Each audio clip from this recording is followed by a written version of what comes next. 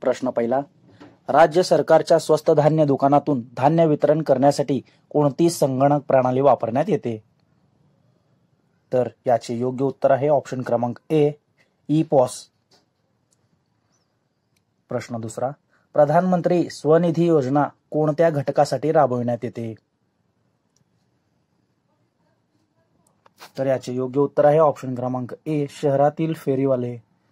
जे शहरातील फेरीवाले असते त्यांच्यासाठी राबविण्यात आले. प्रश्न तिसरा, महानिर्मितीचा राज्यातील फ्लोटिंग सोलरचा पहिला प्रकल्प कोठे उभारण्यात येणार आहे? तर याचे योग्य उत्तर आहे ऑप्शन क्रमांक ए, चंद्रपूर. योग्य उत्तर आहे ऑप्शन क्रमांक ए, चंद्रपूर.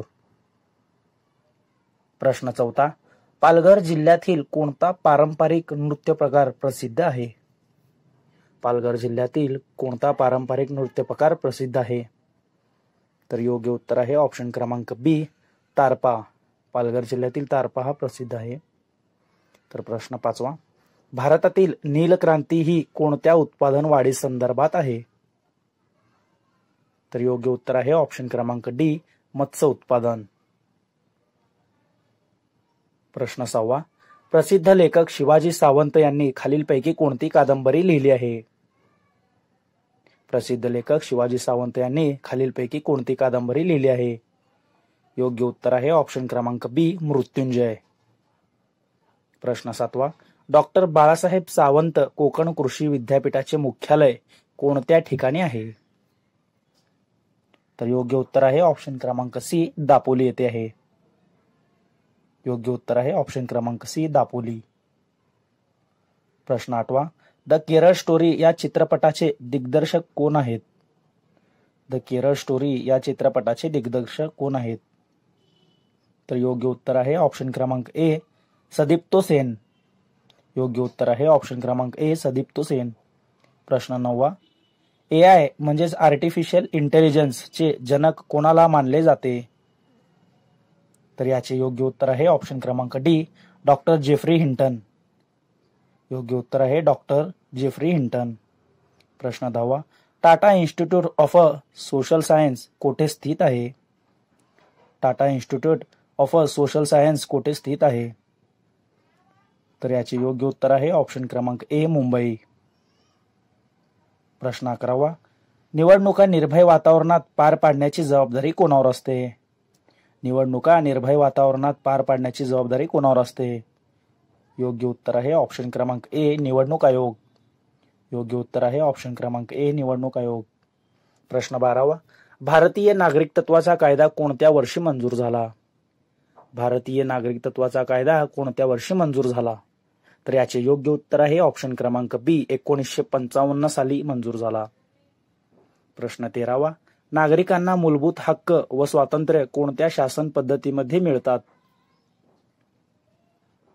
तर योग्य उत्तर आहे ऑप्शन क्रमांक ए, लोकशाही. प्रश्न 14वा, निवडणुका निर्भय वातावरणात पार पाडण्याची जबाबदारी कोणावर असते?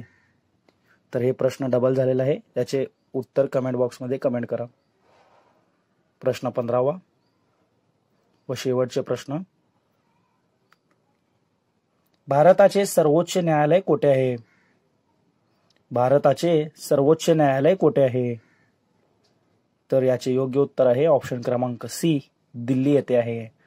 ऑप्शन क्रमांक सी, दिल्ली येथे आहे. प्रश्न पहिला, महाबळेश्वर जवळील भिलार हे गाव टिमटिंब म्हणून प्रसिद्ध आहे. महाबळेश्वर जवळील भिलार हे टिमटिंब गाव म्हणून प्रसिद्ध आहे. तर योग्य उत्तर आहे ऑप्शन क्रमांक ए, पुस्तकाचे गाव म्हणून प्रसिद्ध आहे. प्रश्न दुसरा, सर्वोच्च न्यायालयाच्या न्यायाधीशांची नेमणूक कोण करतात? सर्वोच्च न्यायालयाच्या न्यायाधीशांची नेमणूक कोण करतात? तर याचे योग्य उत्तर आहे ऑप्शन क्रमांक डी, राष्ट्रपती. योग्य उत्तर आहे ऑप्शन क्रमांक डी, राष्ट्रपती. प्रश्न तिसरा, अणुऊर्जा आयोगाचे पहिले अध्यक्ष म्हणून टिमटिंब यांची नेमणूक झाली. तर याचे योग्य उत्तर आहे ऑप्शन क्रमांक ए, डॉक्टर होमी भाभा यांची नेमणूक झाली. प्रश्न चौथा, पंचायत समिती सभापती निवड किती वर्षासाठी केली जाते? पंचायत समिती सभापती निवड किती वर्षासाठी केली जाते? तर योग्य उत्तर आहे ऑप्शन क्रमांक बी, 2.5 वर्षांसाठी केली जाते. प्रश्न 5वा, लखनौ येथील 1857च्या उठावाचे नेतृत्व टिमटिंब यांनी केले होते. लखनौ येथील 1857चे उठावाचे नेतृत्व ऑप्शन क्रमांक ए, आवधशा बेगम यांनी केले होते. ऑप्शन क्रमांक ए, आवधशा बेगम. प्रश्न 6वा, सर्वसाधारणपणे महाराष्ट्र विधिमंडळाचे हिवाळी अधिवेशन कोणत्या शहरात होते? तर याचे योग्य उत्तर आहे ऑप्शन क्रमांक सी, नागपूर. सर्वसाधारणपणे महाराष्ट्र विधिमंडळाचे हिवाळी अधिवेशन नागपूर येथे होते. प्रश्न 7वा, भारतात आतापर्यंत कोणत्या राष्ट्रपतीने 2 वेळा राष्ट्रपती पद भूषविले आहे? भारतात आतापर्यंत राष्ट्रपती पद हे 2 वेळा भूषवलेले व्यक्ती म्हणजे डॉक्टर राजेंद्र प्रसाद. योग्य उत्तर आहे ऑप्शन क्रमांक ए, डॉक्टर राजेंद्र प्रसाद. प्रश्न 8वा, दुधाची शुद्धता मोजणारे उपकरण कोणते?